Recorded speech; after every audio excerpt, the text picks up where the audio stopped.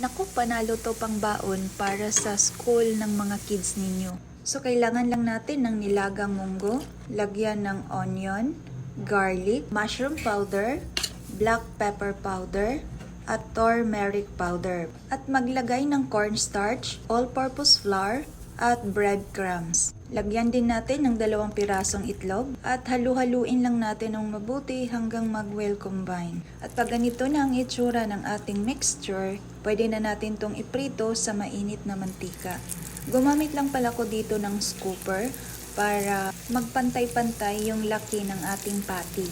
But then kung wala kayong scooper sa bahay ninyo, pwede naman na gumamit na lang kayo ng kutsara. So antayin lang natin to na mag golden brown. At ito na nga yung insaktong pagka golden brown na hinahanap ko. So i-flip lang natin to isa-isa.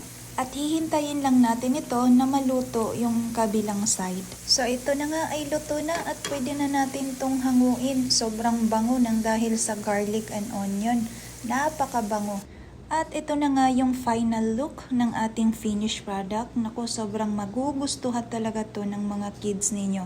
At alam nyo ba na kahit umabot pa ito ng 8 hours, sobrang sarap pa rin ito at nandyan pa rin yung pagka-crispiness nito.